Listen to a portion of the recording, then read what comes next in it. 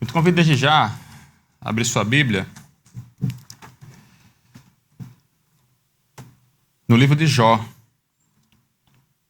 Esse mês segue a série aqui, não é? De sermões biográficos. Hoje eu quero falar sobre Jó, o drama de Jó e a pedagogia do sofrimento. Jó capítulo 1. Leremos os 12 primeiros versos. Eu peço que você mantenha sua Bíblia aberta, embora não seja um sermão expositivo, verso a verso, mas nós iremos investigar alguns versos aqui nessa manhã. Então, por gentileza, mantenha sua Bíblia aberta. Diz assim a palavra do Senhor: Havia um homem na terra de Uz, e seu nome era Jó. Ele era um homem íntegro e correto, que temia Deus e se desviava do mal. Jó teve 7 filhos e 3 filhas. Possuía 7.000 ovelhas, 3.000 camelos, 500 juntas de bois e 500 jumentas. Tinha também muitos servos que trabalhavam para ele, de modo que ele era o homem mais rico de todos do Oriente. Seus filhos visitavam uns aos outros, e cada um deles fazia um banquete e mandava convidar suas 3 irmãs para comerem e beberem com eles. Passado o período dos banquetes, Jó os chamava para os santificar. Levantava-se de madrugada e oferecia sacrifícios de acordo com o número de todos eles, pois Jó pensava: talvez meus filhos tenham pecado e blasfemado contra Deus no coração. E era assim que Jó sempre procedia. Verso 6. Certo dia, os filhos de Deus, ou os anjos, em algumas versões, vieram apresentar-se diante do Senhor, e Satanás também veio com eles. O Senhor perguntou a Satanás: de onde vens? Satanás respondeu ao Senhor: de rodear a terra e de passear por ela. O Senhor disse a Satanás: observastes o meu servo Jó? Na terra não há ninguém como ele. É um homem íntegro e correto, que teme a Deus e se desvia do mal. Então Satanás respondeu ao Senhor: será que Jó teme a Deus sem intenções? Por acaso tu não tens protegido de todos os modos a ele, a sua família e tudo que ele tem? Tu tens abençoado a obra de suas mãos, e os seus bens se multiplicam sobre a terra. Mas estende a mão agora e toca em tudo que ele tem, e ele blasfemará contra ti na tua face. Verso 12. Então o Senhor respondeu a Satanás: tudo que ele tem está sob teu poder. Apenas não estendas a tua mão contra ele. E Satanás saiu da presença do Senhor. Até aqui, meus irmãos. Vamos orar? Pai, nós te damos graças por tua palavra, que foi lida, será exposta, Pai, nessa manhã. Nós te pedimos que o teu Espírito Santo possa falar com cada um dos meus irmãos, assim como o Senhor falou ao meu coração. Ó Deus, que saiamos daqui diferente da forma que entramos, mas encorajados com tua palavra, mas alimentados por tua palavra, mas constrangidos pela tua palavra, Deus. De forma que, dia após dia, possamos viver uma vida piedosa diante de Deus e diante dos homens. Nos ajuda, Pai. Nos ensina que, à luz da vida de Jó, nós tenhamos importantes lições para caminhar em nossa vida aqui nessa terra, principalmente em meio aos dias maus, principalmente em meio ao sofrimento. É isso que nós choramos e te agradecemos. No nome de Jesus. Amém.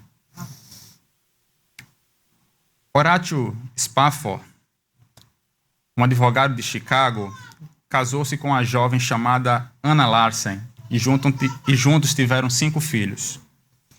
Em 1870, o seu filho, também chamado Horatio, de apenas 4 anos, morreu em consequência de uma febre muito forte. E a família Spafford teve com isso seu primeiro baque. No dia 9 de outubro do ano seguinte, 1871, acontece um dos maiores incêndios da história dos Estados Unidos. Naquela época, Chicago era o maior entreposto mundial de madeira. Prédios, casas, ruas, empreendimentos eram quase todos construídos utilizando-se de madeira, desse material. Neste ano, 1871, uma temporada extremamente seca criou o cenário propício para um grande incêndio que se iniciou num estábulo em determinada parte da cidade e se espalhou para outras regiões rapidamente devido ao tempo seco e aos ventos, engolindo toda Chicago.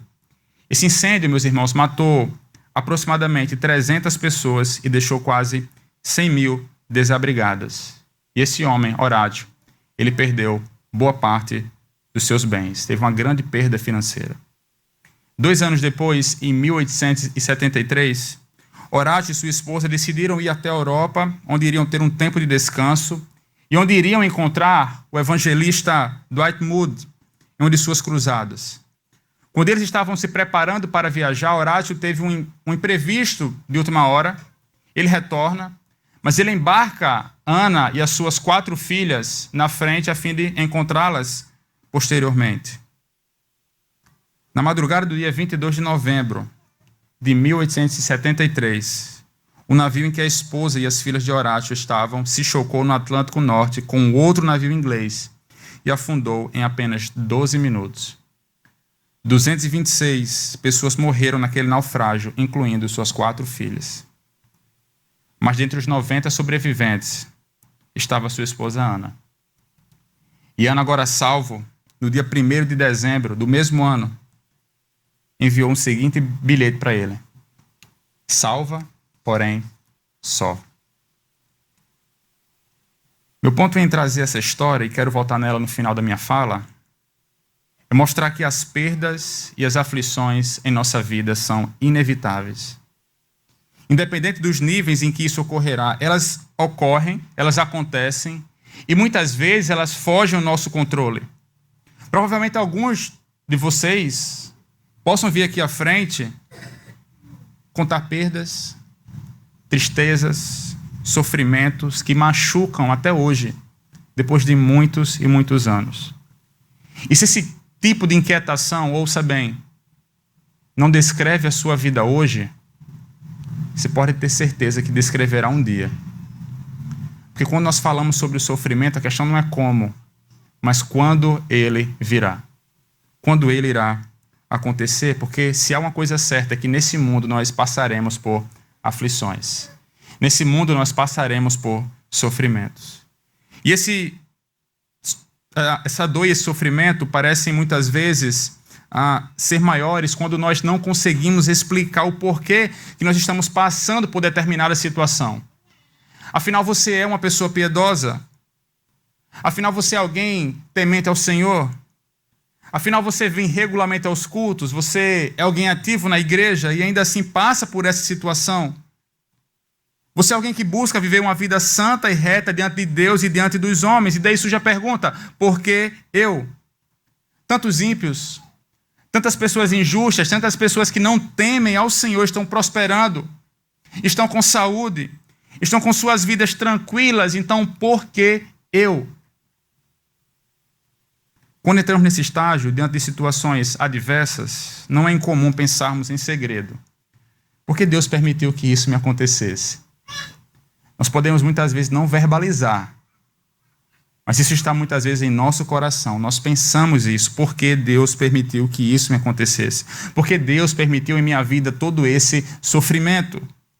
É nesse ponto que nós precisamos aprender lições importantes à luz da vida de Jó e à luz do livro de Jó. Jó é um personagem bíblico conhecido até mesmo fora do arraial evangélico, pelas inúmeras provações que ele passou. Essa empatia com esse personagem, nós nos identificamos tanto com Jó, porque embora não tenhamos sido criados para perder, e de fato nós não fomos criados, Deus não nos criou para a perda, mas depois do advento do pecado, depois da queda, a perda é uma realidade constante em nossa vida. A provação é inerente à vida humana. Por isso que muitos de nós nos identificamos tanto, em alguma proporção, com a realidade de Jó. Assim, nessa manhã eu me proponho a trabalhar essa questão envolvendo o livro de Jó, que é de fato um dos livros mais densos de toda a Bíblia, um livro mais denso do Antigo Testamento. Eu quero me ater a ressaltar alguns fatos da vida de Jó que podem nos servir como parâmetros para que vivamos a nossa vida aqui, sobretudo nos dias maus, sobretudo nos dias incertos. Então minha fala vai se dar em 3 movimentos. No primeiro movimento nós veremos o drama de Jó. Depois nós veremos a questão de Jó e dos seus amigos. E por último nós veremos a restauração de Jó. Mas para pensar no drama de Jó, nesse primeiro momento, é preciso traçar um raio-x da sua vida com informações que o próprio texto nos aponta, situando esse personagem na linha do tempo da história. Jó era um patriarca. Jó era um patriarca que viveu numa época pré-mosaica. Um patriarca não israelita, pois o texto nos diz, o verso 1, que ele era de Uz, e Uz não se situava dentro dos limites de Israel. Fatos mais claros sobre Jó ter vivido numa época pré-mosaica surgem quando nós observamos que ele era chefe de uma família, de uma grande família com 10 filhos, 7 homens e 3 mulheres, e servia como sacerdote, pois oferecia sacrifício em favor dos seus filhos, conforme nos diz o verso 5 do capítulo 1. Esse ato nos remete a uma época pré-mosaica, porque oferecer sacrifício seria inconcebível depois do formal haver sido estabelecido. Um outro fato importante é que Jó era o homem mais próspero dos seus dias, conforme nos diz o verso 3. Ele era um homem piedoso também, era o homem mais piedoso também.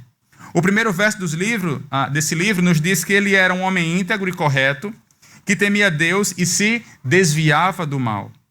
Esses predicados sobre Jó não apenas estão escritos pelo redator do livro, claro, inspirado por Deus, foram afirmados pelo próprio Deus a Satanás, quando Satanás se apresentou entre os anjos do Senhor, na presença de Deus. O verso 8 nos diz assim: observaste o meu servo Jó?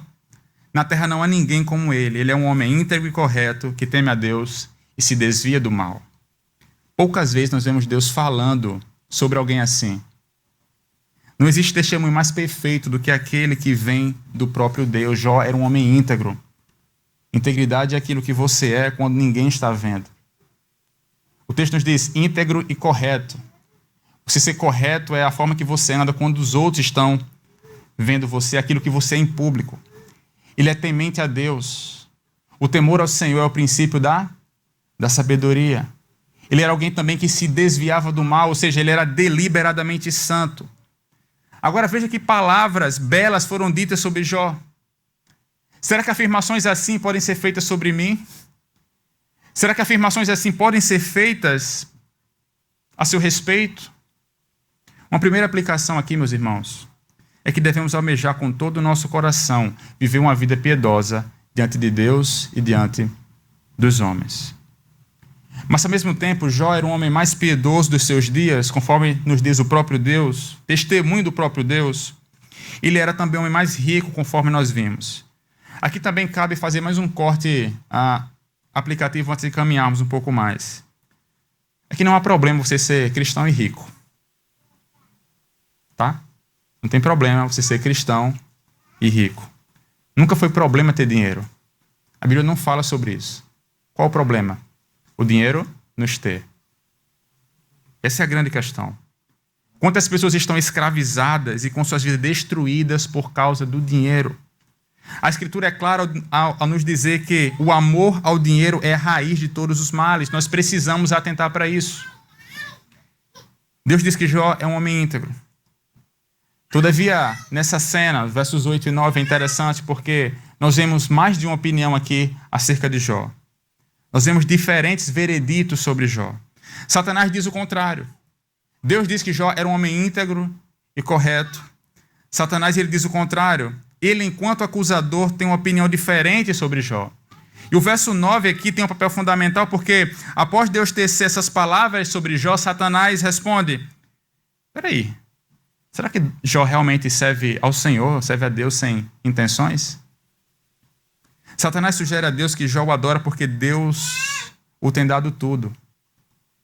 Ou seja, Jó o adora pelo que Deus dá para ele e não pelo que Deus é. Essa é a insinuação do acusador aqui. É por isso que no verso 11, Satanás ele vai dizer: estenda a mão e toque em tudo que ele tem, e ele blasfemará contra ti na tua face. E o verso 12 nos diz: então o Senhor respondeu a Satanás: tudo que ele tem está sobre teu poder, apenas não estendas a tua mão contra ele. E Satanás saiu da presença do Senhor. Ou seja, Deus deu a ordem a Satanás e ele prontamente obedeceu. Esses versos que nós lemos aqui, bem como o verso 6 do capítulo 2, ele nos aponta uma verdade que não pode ser esquecida. Deus é soberano. É preciso apontar essa verdade porque é uma compreensão errônea por parte de alguns irmãos de que Deus e Satanás estão em um eterno confronto. Eu já vi algumas vezes essa imagem na internet, sobretudo em rede social, nem no Facebook, alguém compartilhando. Deus e o diabo frente a frente, com as mãos assim, como se fosse iniciar uma quebra de braço, como se fosse iniciar um confronto, e numa hora Deus está ganhando, mas eita, outra hora Satanás está ganhando. E fica esse vai e vem. Uma hora Deus perde, uma hora Deus ganha, como se houvesse ali um confronto, como se Deus estivesse duelando. Mas o que nós vemos no livro de Jó, e principalmente nesses versos, é que todas as coisas estão sob o domínio de Deus, o que inclui o diabo. Satanás está submisso à vontade de Deus, ele só vai até onde Deus consente. É interessante que Lutero ele dizia que Satanás é um cachorro na coleira de Deus. Ele só vai até onde Deus quer. Ele só vai onde Deus permite. Nem um centímetro a mais. Nem um passo a mais. É Deus que detém todo o poder. Não há confronto. O diabo já está condenado. E ele sabe disso. E nós sabemos disso. Precisamos rememorar essas verdades. E a partir desse momento, depois desse diálogo aqui, a palavra que vai caracterizar o drama da vida de Jó é perda. Se você já perdeu algo ou alguém em sua vida, você sabe o quanto a perda é dolorosa. Principalmente quando nós perdemos algo que nos é precioso por demais. E diante da perda, o nosso coração se aflige. Nós somos esmagados pelo sofrimento a ponto de entrarmos em uma profunda tristeza. E Jó foi alguém, assim como eu e assim como você, conheceu a perda. Jó, o homem descrito pelo próprio Deus como o mais piedoso da terra, não perdeu um, não perdeu dois, não perdeu três, mas perdeu 10 filhos de uma só vez. Qual pai que não ama o seu filho, meus irmãos? Jó era alguém que se preocupava com seus filhos de noite. O verso 5 do capítulo 1 revela a preocupação de Jó com a santidade dos seus filhos e orava por eles constantemente. Foi esse homem que em menos de 24 horas perdeu tudo. Os 10 filhos morreram quando o vento derrubou a casa em que eles estavam. O verso 13 a 19 descreve essa verdade. Jó perdeu tudo, seus filhos, perdeu seus bens, perdeu posses, perdeu animais, perdeu funcionários, perdeu tudo que ele possuía. Até a sua saúde foi afetada, o seu corpo inteiro foi tomado por feridas a ponto de ele pegar um caco, quebrado uma louça, pegado um pedaço daquela louça e ter se coçado para aliviar o seu sofrimento, para amenizar a sua dor.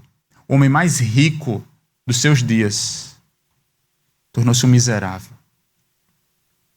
Porém, o mais interessante é que esse texto nos diz que Jó não culpou a Deus por coisa alguma. O verso 22 nos diz. E dentro dessa situação, Jó ora ao Senhor com a seguinte convicção. O verso 22 nos diz. Eu saí nu, ou seja, sem nenhuma posse, do ventre de minha mãe, e nu voltarei para lá. Ou seja, nu eu morrerei. O Senhor deu, o Senhor o tirou. Bendito seja o nome do Senhor. Interessante que nessa singela oração, Jó olha para trás, Jó olha para frente, mas Jó também olha para cima. Jó olha para trás, ele olha para o seu passado, ele olha para o dia do seu nascimento. Dentro das perdas dolorosas, Jó tem em mente que tudo que ele recebeu neste mundo veio das mãos bondosas de Deus. E o mesmo Deus que deu, que concedeu essas coisas para Jó, tinha o direito de tomá-las de volta. Ele olha para trás.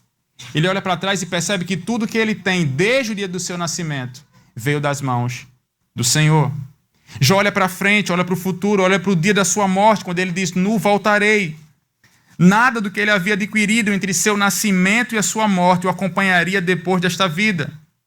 É interessante que o apóstolo Paulo também reconhece essa verdade, e ele vai descrever, pois nada trouxemos para esse mundo, e dele nada poderemos levar. Jó reconhece que tudo que ele conquista nessa vida, não foi ele que conquistou, é dádiva do próprio Deus. Mas ele, ao fazer esse movimento de olhar para trás, de olhar para frente, Jó também olha para cima, ele olha para o alto.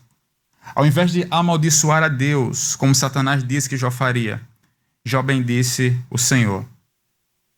Qualquer um pode dizer, meus irmãos, o Senhor deu ou o Senhor o tomou. Mas é preciso ter fé verdadeira para dizer, no meio das tristezas e do sofrimento, bendito seja o nome do Senhor. Para nós talvez seja difícil lembrar disso quando nós perdemos o emprego. É difícil lembrar dessas verdades quando nós perdemos o dinheiro, perdemos um filho. Quando nós perdemos um parente, quando nós perdemos um amigo. Eu sei que não é fácil. Em momentos assim, a nossa vista parece que embaça. Parece que nós perdemos a nitidez daquilo que nós professamos, daquilo que nós cremos, daquilo que nos rememora o lugar onde o nosso coração está ancorado. Mas são em momentos assim, em momentos como esse, em momentos de perdas terríveis, em situações adversas, que nós devemos lembrar da simples, mas poderosa oração de Jó. Eu saí nu do ventre da minha mãe, e nu eu voltarei para lá. O Senhor deu, o Senhor tomou. Bendito seja o nome do Senhor. O prólogo desse livro, os 2 primeiros capítulos, ele ainda apresenta um outro personagem, que é a esposa de Jó. A mulher de Jó, cujo nome nós não sabemos. Talvez se soubéssemos, não colocaríamos o nome do nosso filho, né? Da esposa de Jó. Acho que é por isso que a Bíblia não relata. A mulher de Jó, cujo nome nós não sabemos, incentivou Jó a blasfemar contra Deus e a murmurar diante daquele quadro terrível pelo qual passavam. Mesmo estando infeliz com toda essa situação, Jó, ele ouve aquilo, mas ele repreende a sua esposa dizendo, tu falas como uma louca. Perceba que ele não diz que ela é uma louca, mas que ela fala como uma louca. A mulher de Jó estava errada, meus irmãos? Sim, estava errada, é claro. Mas considere a situação em que aquela mulher se encontrava.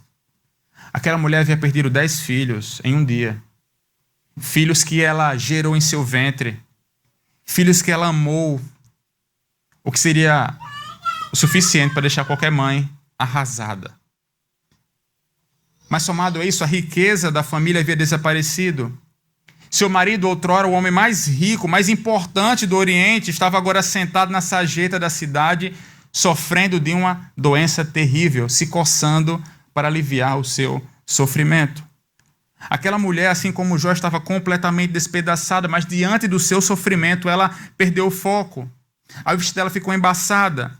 Ela sugere a Jó algo terrível e Jó a repreende. Em tempos de grandes provações, meus irmãos, a nossa primeira pergunta deve ser: o que posso aprender com essa situação? E não porque essas coisas estão acontecendo comigo, mas o que eu posso aprender com essa situação, o que eu posso aprender com o sofrimento. A esposa de Jó pensou ter encontrado uma solução para o problema. Ela preferia que Deus o matasse e acabasse de vez com seu sofrimento. Porém, se Jó tivesse seguido o conselho dela, teria piorado a sua situação. Mas veja, crer é viver sem muitas vezes entender. É obedecer a Deus apesar dos sentimentos, apesar das circunstâncias ou consequências. Te louvarei, não importam as circunstâncias. Foi o que nós acabamos de cantar. Cantamos há pouco essa verdade. Nós devemos saber que Deus está realizando o seu plano perfeito, a seu modo e ao seu tempo. 2 coisas das quais Jó se recusava a abrir mão era a sua fé em Deus e a sua integridade. E é justamente o que sua esposa desejava que ele abandonasse. E é nessa ocasião que a Bíblia nos revela algumas das palavras mais lindas de Jó. O verso 10 do capítulo 2 nos diz: por acaso receberemos de Deus apenas o bem e não também o mal? Receberemos de Deus apenas o bem e não a desgraça? E o texto continua: em tudo isso Jó não pecou com os lábios. Jó entendia uma verdade que muitas vezes nós não conseguimos casá-las.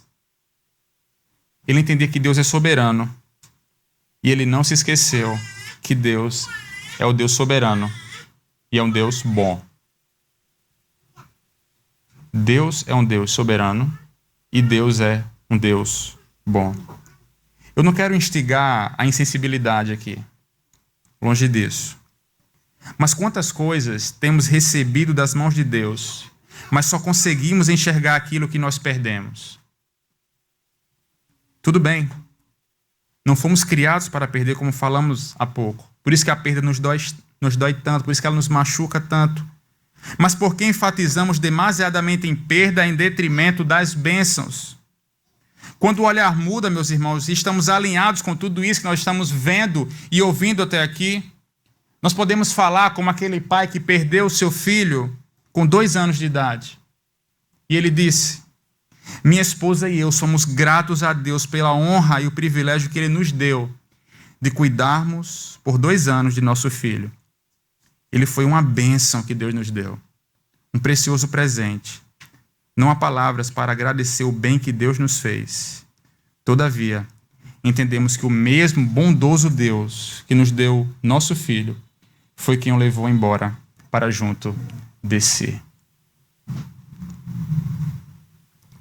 Qual homem pode dizer isso, senão aquele que compreende a bondade e a soberania de Deus?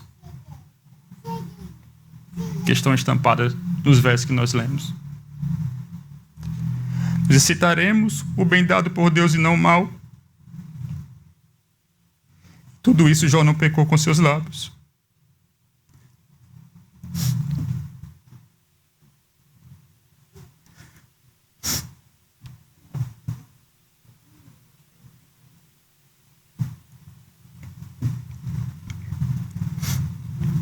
A dor de Jó foi real, meus irmãos. Ele encarou um vale sombrio. O sofrimento que vem sobre ele é algo duríssimo. E no capítulo 3, nós vemos Jó lamentando profundamente o dia do seu nascimento. Ele sabia o que havia acontecido em sua vida, mas não sabia por que isso havia ocorrido com ele. Todavia nós, os leitores, aqueles que têm o acesso a esse livro, nós sabemos o que aconteceu e por que aconteceu. O autor nos permite visitar a sala do trono do céu e ouvir Deus e Satanás conversando. Nós sabemos desse diálogo, mas Jó não conhecia, ele não sabia. Nós sabemos quem causou a destruição e por que ele teve permissão para fazer isso. É nesse ambiente que o drama de Jó vai se desenvolver. No desenrolar do drama de Jó, nós podemos perceber a grande questão de Jó e seus amigos e de como nessa relação, dessa relação, sai um grande questionamento. Ele faz Bildade e Zofar, os amigos de Jó, ao saberem da sua miséria, vão até Jó, se apresentam diante de Jó. E do capítulo 4 ao capítulo 27, nós vemos 3 ciclos de diálogos entre esses amigos e Jó. É interessante que cada um dos amigos se dirige a Jó, um a um, e recebe na sequência a resposta do patriarca. E a ordem é sempre a mesma. Se você ler do capítulo 24 ao capítulo 27, e fica um bom exercício para você durante a semana, é ler o livro de Jó, mas a ordem é sempre a mesma. Os amigos se apresentam, Elifaz, Bildade e Zofar. Esses 3 amigos representam o quê? Eles vão representar a sabedoria da retribuição, ou a teologia da retribuição. O princípio que diz, em cláusulas bem simplórias, se você for bom, Deus vai te abençoar. Se você for mal, Deus vai te amaldiçoar. Deus vai te cobrir de males. Mas se observarmos a fala isolada dos amigos de Jó e a cláusula da teologia da retribuição, nós perceberemos que esse princípio aponta em partes para aquilo que Deus é. Ora, Deus é aquele que se agrada em abençoar o justo. E Deus é aquele que garante que os ímpios serão punidos. Se nós lermos Deuteronômio 28, nós veremos essa realidade estampada ali. Porém, o que os amigos de Jó estão afirmando é que Jó está sofrendo porque está pagando por algum pecado. Ou seja, se Jó sofre, então ele deve ser um pecador que está recebendo de Deus a sua penitência. Mas esse princípio, veja bem, esse princípio não pode nunca ser usado para abordar questões de causa. Esse princípio não responde quando o justo sofre. Esse princípio não contempla na totalidade aquilo que a pessoa é, não define alguém. Nem sempre o justo sofre por conta de um pecado específico. É isso que nós vemos no livro de Jó. Esse tipo de crença em que todo sofrimento é explicado através de sofrimento é o que parece estranho, mas é comum. Os próprios discípulos de Jesus levantaram essa questão ao ver um cego de nascença em João 9. Vocês lembram desse texto? Olharam para o cego e falaram, quem foi que pecou para ele nascer assim? Ele ou seus pais? Mas a resposta de Jesus vai de encontro a tudo isso. Ele diz, nem ele nem seus pais pecaram, mas isso aconteceu para que a obra de Deus se manifestasse na vida dele. As palavras de Jesus reafirmam a mensagem do livro de Jó. Um homem está sofrendo por uma razão, por uma causa, que não é o seu pecado. Assim, a grande pergunta do livro de Jó não pode ser por que o justo sofre. A pergunta a ser feita ao livro de Jó não é essa. Por que o justo sofre? Essa pergunta não pode ser feita porque não há resposta objetiva para essa pergunta. Nós sabemos o final da história. O livro não nos dá uma resposta objetiva à causa do sofrimento dos justos. A grande pergunta também não pode ser como os justos devem reagir ao sofrimento imerecido. Esse como só é percebido no final do livro, quando Jó se arrepende e se humilha perante Deus. Isso vai deixar sem explicação boa parte do livro. Então essa também não é a pergunta a ser feita aqui. A pergunta que perpassa boa parte do livro é: quem é verdadeiramente sábio? Quem é verdadeiramente que tem conhecimento? Quem tem a correta percepção? A verdadeira sabedoria, o verdadeiro conhecimento sobre o sofrimento de Jó. É isso que está no centro do debate entre Jó e seus amigos. Cada um deles revoga para si a sabedoria. E ainda querem humilhar o outro por acharem que sabe mais do que o outro. Cada um deles aqui se coloca como fonte de sabedoria. Agora, será que eu e você alguma vez já agimos assim diante da dor e do sofrimento? Ficamos fazendo contas para saber onde erramos com Deus? Há quanto tempo estamos sem ler a Bíblia? Há quanto tempo estamos sem a igreja para entendermos a causa de nós perdermos o nosso emprego? E a partir disso nós vamos ler a Bíblia, nós vamos orar mais para quê? Para que Deus possa restituir. Você já ficou pensando demasiadamente do porquê alguém da sua família foi acometido por uma doença terrível? Será que é porque não orou o suficiente ou não ajudou aquele irmão quando ele precisava? E agora você vai ajudar mais aos outros, você vai orar mais a fim de que o Senhor te dê a bênção que você tanto precisa? Nós podemos criticar aqui, meus irmãos, horas e horas, a teologia da retribuição, a sabedoria da retribuição. Mas o mais difícil mesmo é tirar essa sabedoria, essa teologia ruim do nosso coração. Porque Deus não é uma marionete que age conforme nós agimos. Ele é soberano, como nós já vimos. Somos constantemente inclinados a pensar em Deus a partir dos pressupostos desse tipo de entendimento, principalmente porque o sofrimento é uma questão que foge completamente do nosso controle. Nós queremos ter o controle. Nós gostamos de ter o controle da nossa situação. Nós queremos saber o motivo, a causa, a razão, a circunstância de passarmos ou de passarmos por determinada situação, a fim de que nós possamos fazer o quê? Algo para mudar aquilo. Por que isso está acontecendo comigo? Será que é porque eu fiz isso? Então peraí, deixa eu fazer isso aqui para ver se agora eu alcanço a bênção que eu tanto almejo. Assim nós colocamos Deus como agente, colocamos nossas ações como aquilo que moverá Deus contra nós ou em nosso favor. É certo que há sim sofrimentos que são decorrentes de pecados, e nós sabemos disso.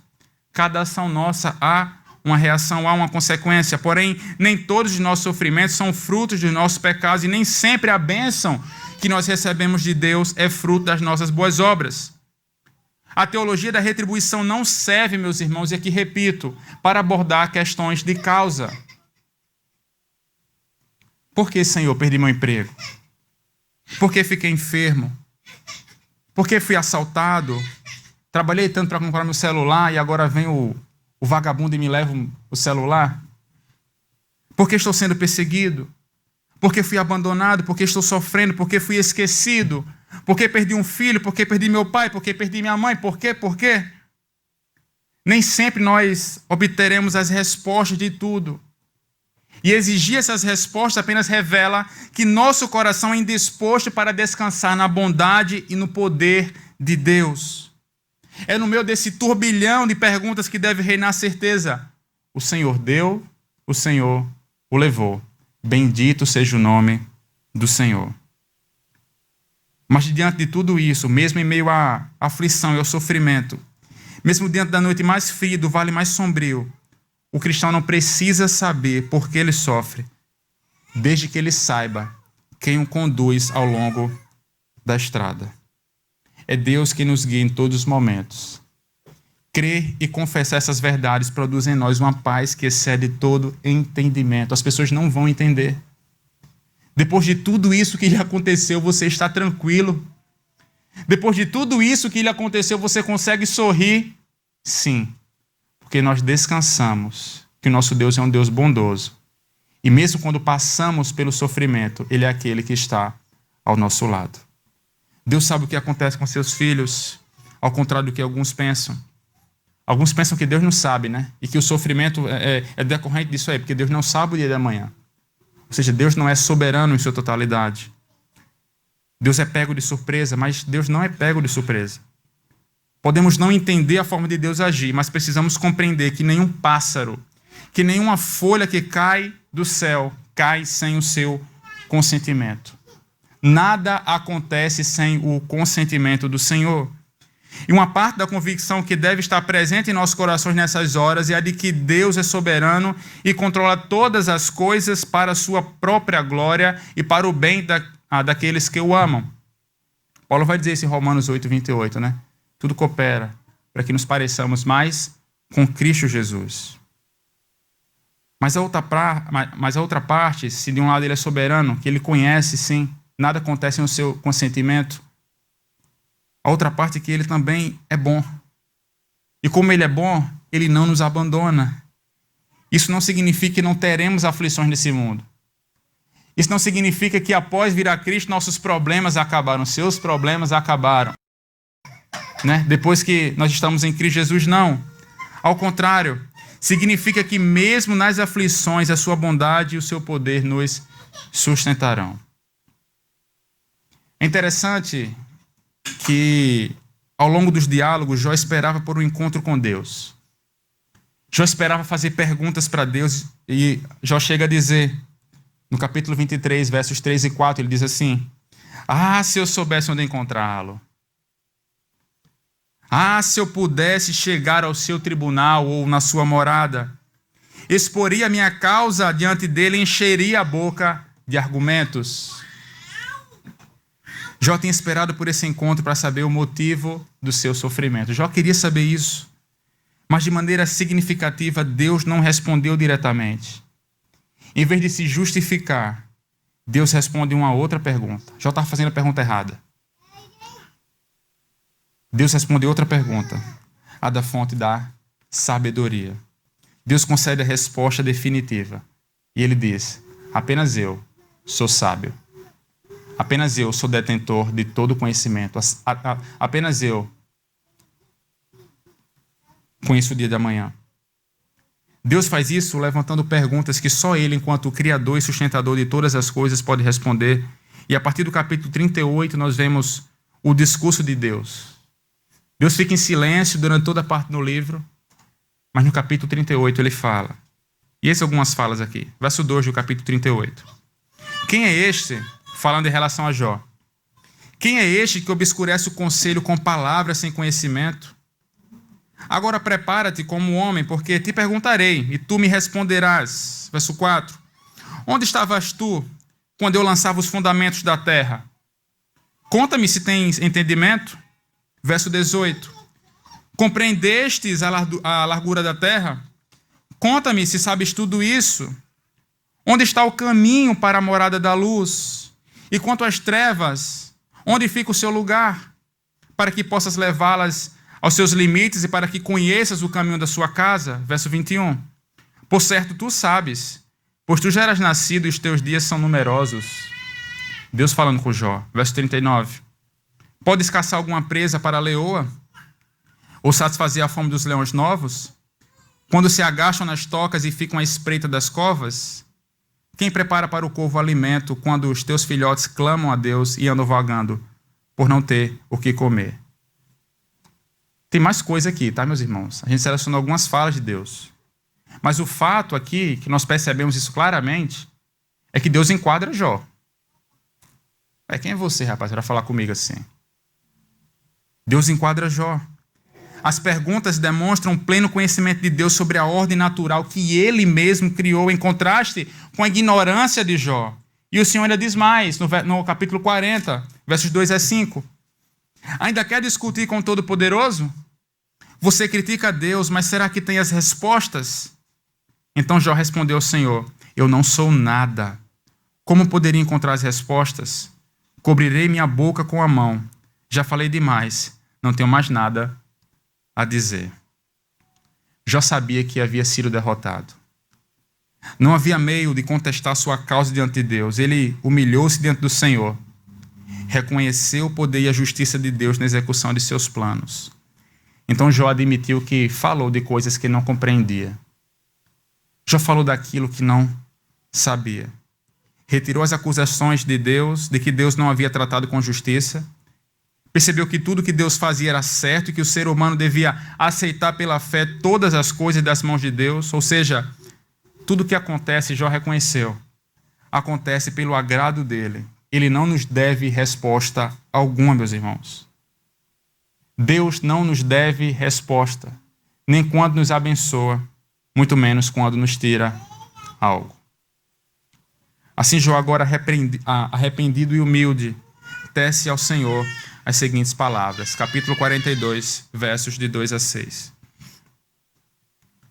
Bem sei que tudo podes, e que nenhum dos teus planos pode ser impedido. Quem é este que sem conhecimento obscurece o conselho?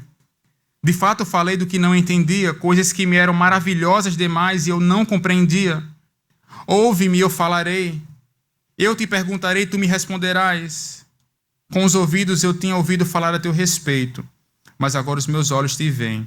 Por isso me desprezo e me arrependo no pó e na cinza. O conhecimento de Jó acerca de Deus havia sido indireto e impessoal.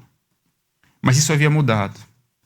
Jó agora declara que encontrou-se com Deus pessoalmente, se deu conta que ele mesmo não passava de pó e de cinza. Isso nos mostra que o conhecimento de Deus e o conhecimento de nós mesmos são realidades inseparáveis.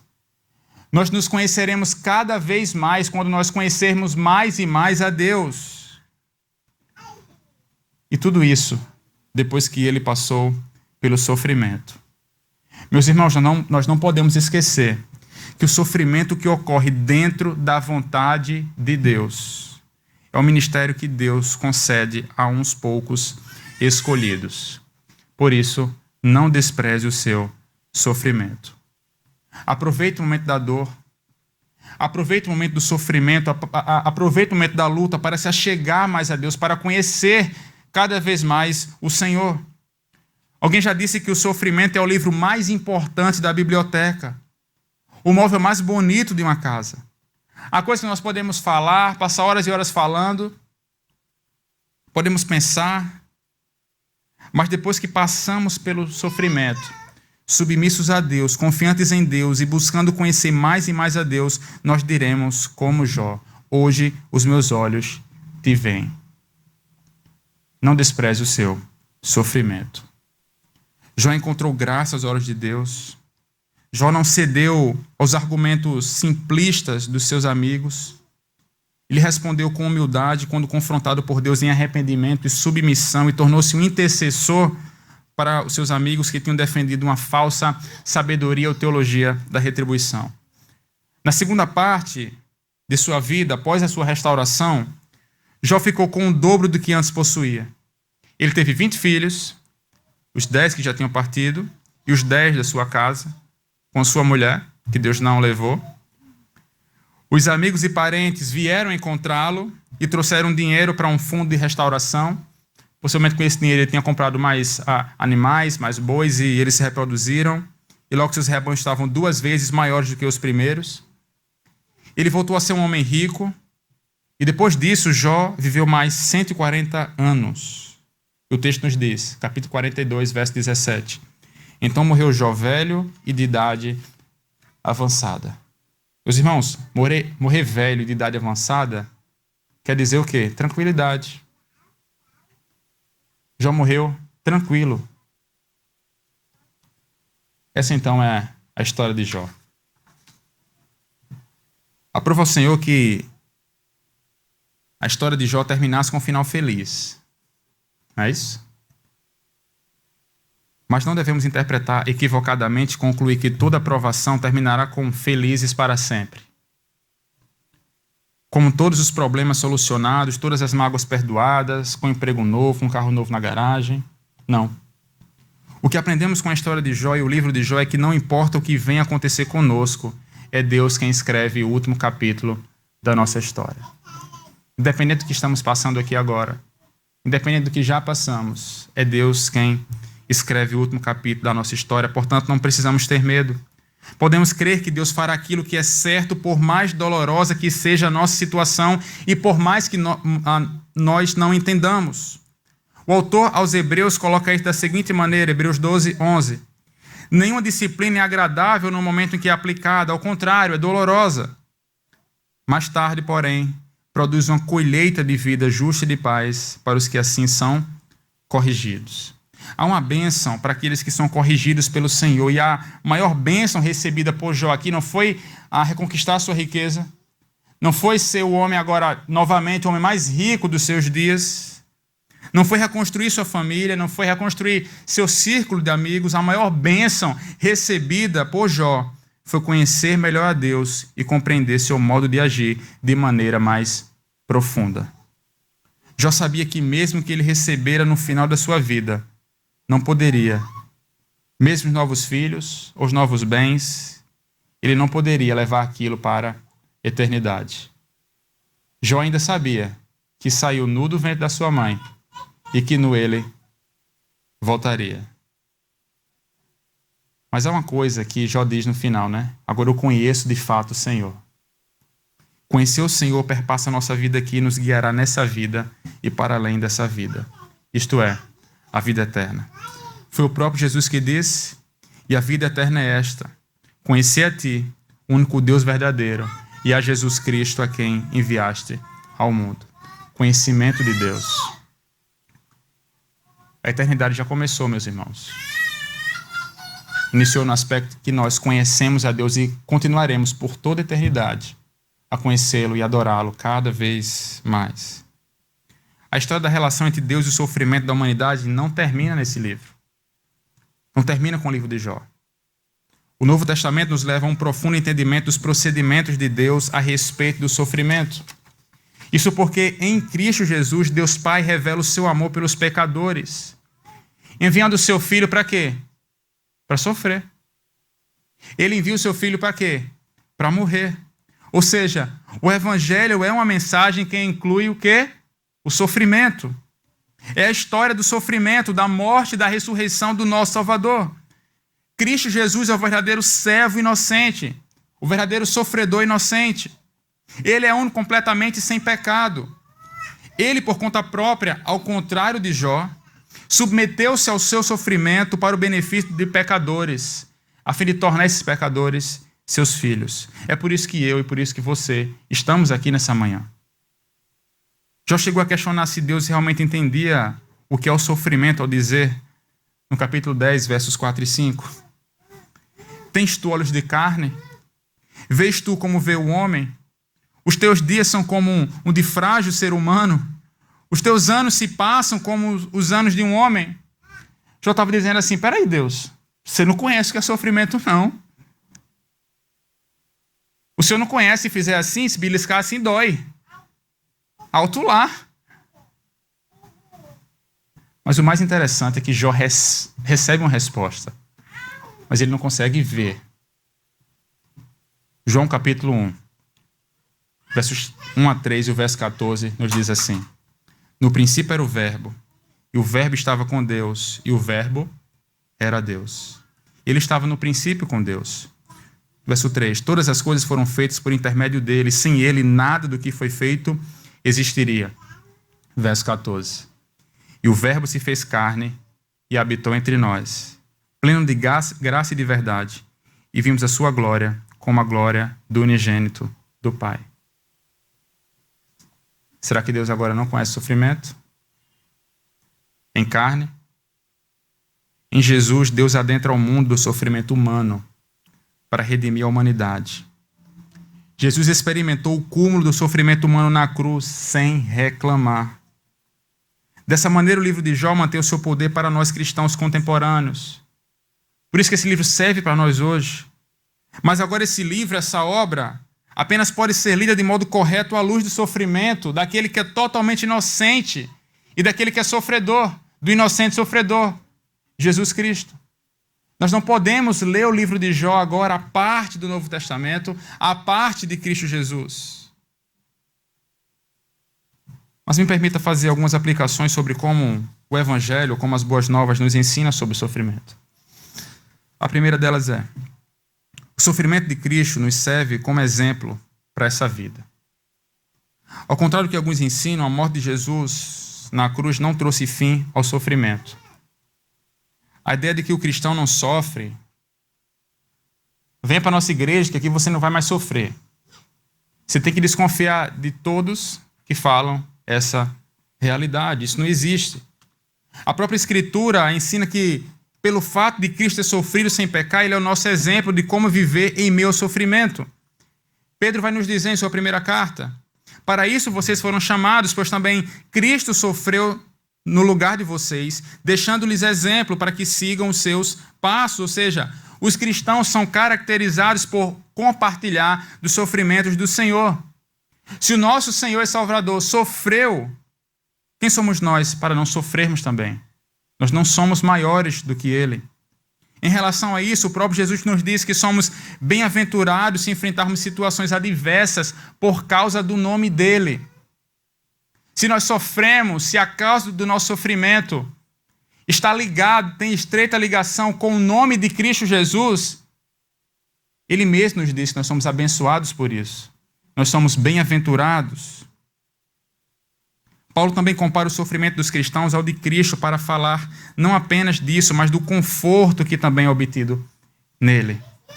Assim, a Bíblia desconhece a ideia de que os cristãos estão isentos ao sofrimento, mas perceba como, conhecendo a realidade do sofrimento, ela nos oferece uma direção para que vivamos de forma correta quando passamos por vales sombrios.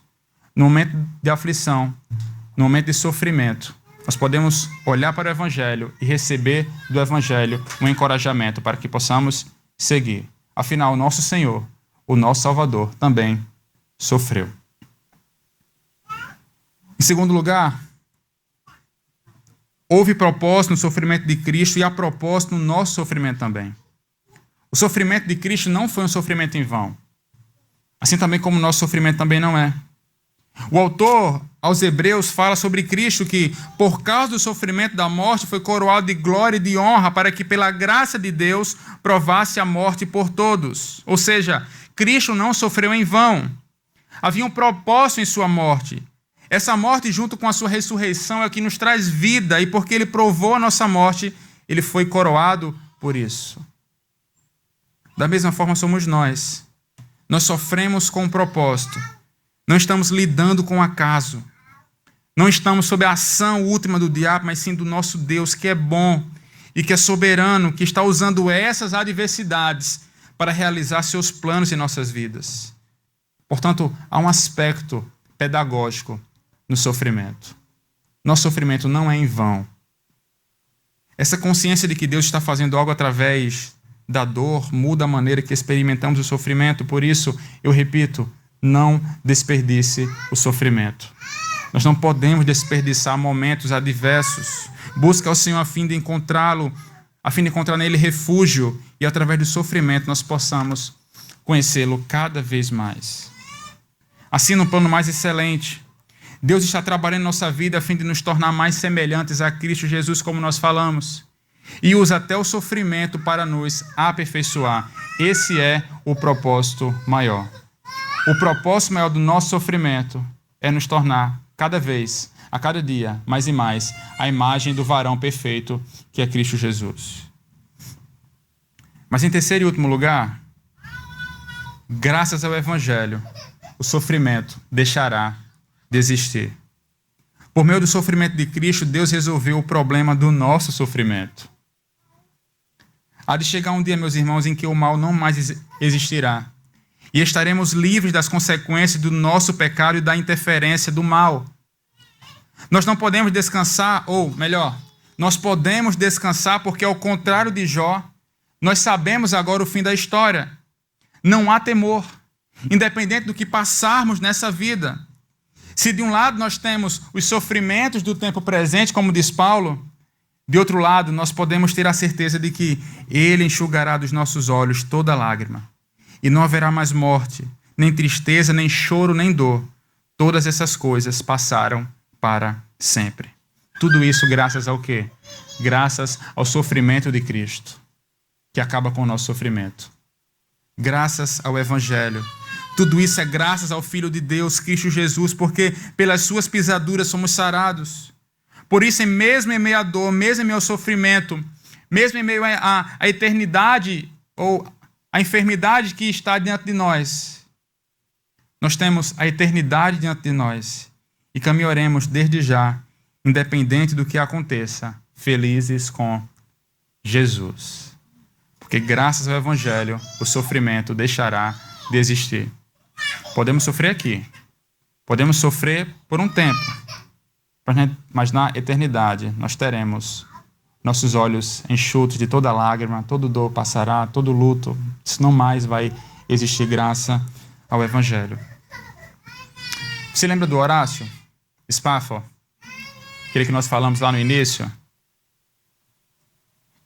Aquele homem de Chicago que falamos, que perdeu seu filho, seus bens, suas filhas em um naufrágio. Após receber o bilhete de sua esposa Ana, em que ela dizia salva, porém só, ele imediatamente pegou um navio e foi ao encontro de sua esposa. Imagine como devia estar o coração daquele homem. Em um momento da sua viagem, ele foi avisado de que estava passando perto do local onde suas filhas haviam morrido naquele acidente. E ele se sentiu profundamente comovido. Então, ele voltou para a cabine e começou a escrever: se paz a mais doce me deres gozar, se dor a mais forte sofrer, ou seja o que for, tu me fazes saber que feliz com Jesus sempre sou.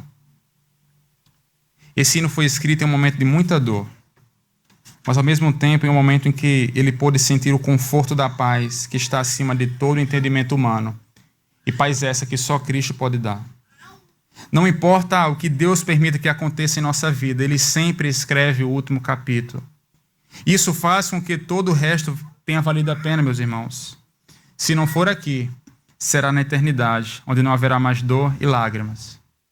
Que Deus nos ajude em Cristo a viver à luz dessas verdades. Vamos orar? Ó Senhor, louvado seja, Pai, o Teu nome por Tua palavra, por tudo que ouvimos e vimos nessa manhã.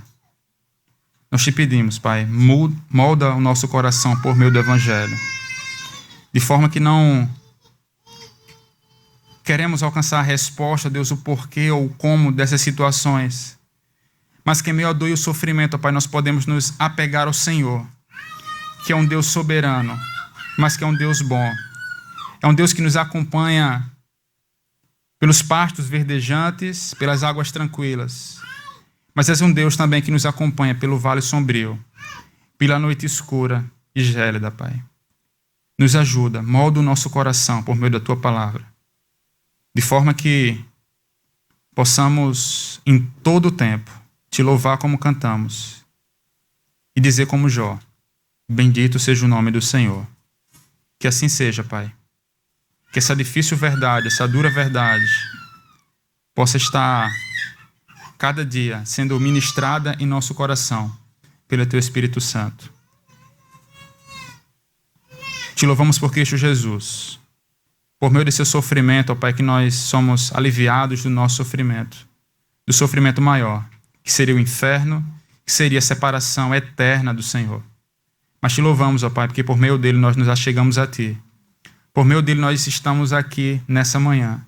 Estamos aqui celebrando o túmulo vazio, Pai. Nós te louvamos por isso. Te louvamos pelo Evangelho, por Cristo. E ansiamos, ó Deus, pelo dia em que nossas lágrimas serão enxutas. Um lugar onde não haja mais dor, mais luto, mais sofrimento. Que as primeiras coisas já foram passadas. Nós te louvamos, Pai. Edifica o teu povo. Abençoa essa igreja. Glorifica o teu nome. É isso que nós choramos e te agradecemos. No nome de Jesus. Amém. Eu te convido a ficar.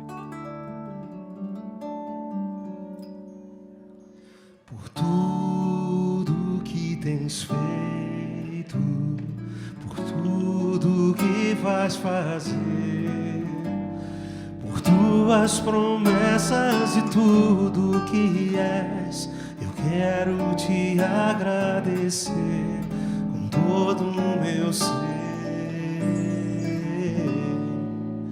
Te agradeço, meu Senhor. Te agradeço, meu Senhor. Te agradeço por me libertar e salvar, por ter morrido em meu lugar. Te agradeço, Jesus, te agradeço. Eu te agradeço, te agradeço por tudo que tens feito, por tudo que vais fazer, por tuas promessas e tudo que és. Eu quero te agradecer com todo o meu ser. E aí? Te agradeço, meu Senhor. Te agradeço, meu Senhor.